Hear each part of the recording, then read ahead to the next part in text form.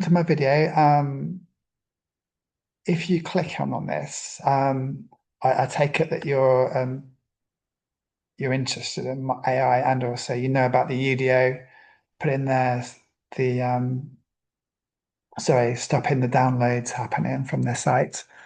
Um, so I'm going to do a video about this because I just found out about this. I don't usually do videos, but I wanted to do a video about this because something occurred to me today. And that is if we can, for instance, it's happened with if it happens to have AI platforms, um, what what does that actually mean for the music we're making now?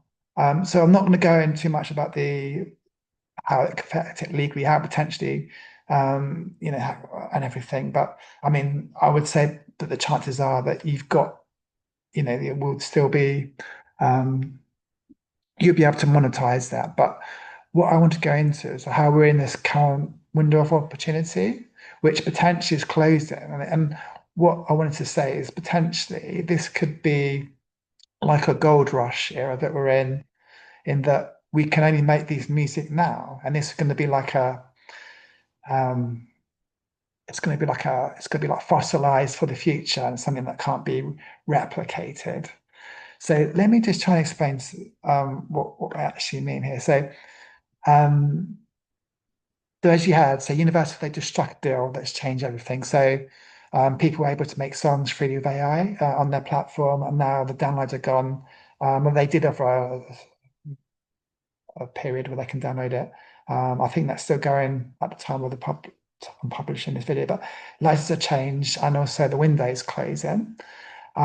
So what this means for people who are making music on platforms like Suno.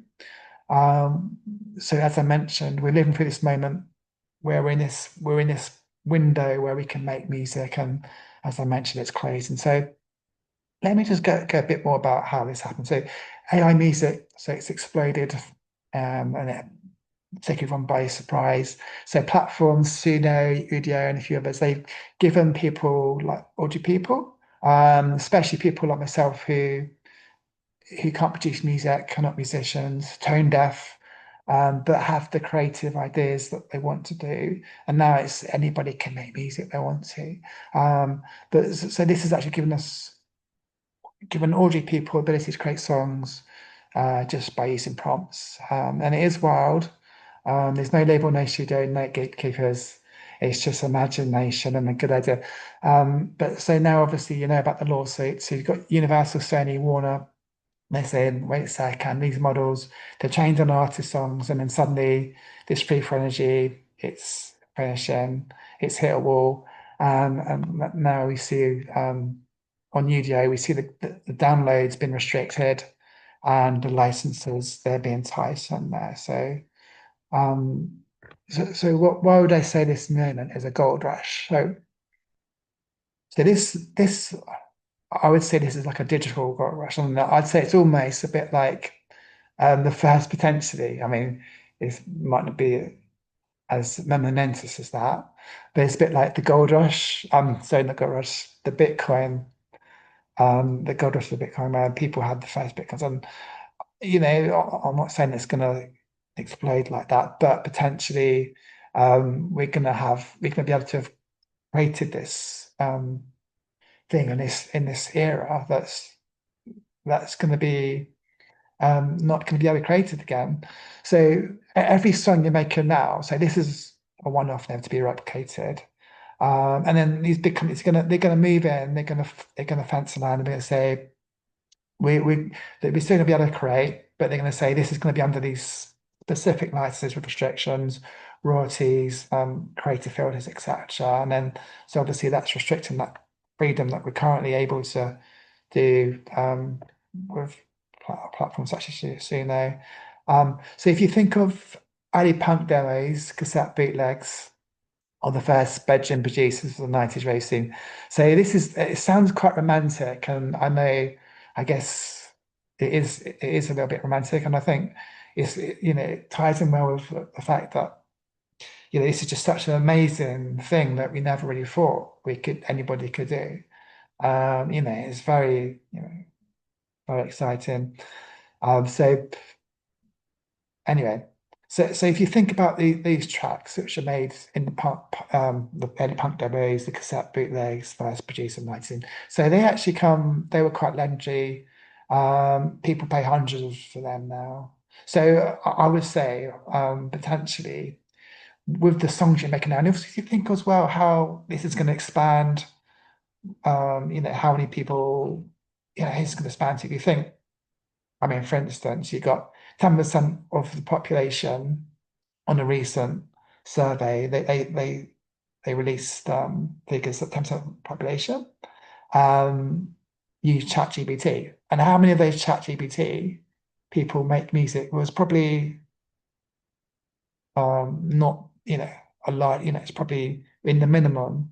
So this is going to grow. And, the people that do this in this window, you're going to be like it's going to be, how do I say, pioneers, I guess. So that your songs, I know they might not have the same, I'm not saying they're going to come, it's going to be like, oh, you're going to make money from this if you make this here, but potentially it's got that culture value that ties into this, the sound of an era before the regulation. So if you remember also, every time Suno updates as well, that changes the sound engine. So you got version 5, that's not going to be version 6, that's going to be different. And if you use the exact same prompt again, it's not going to be replicated in the new versions which are changed.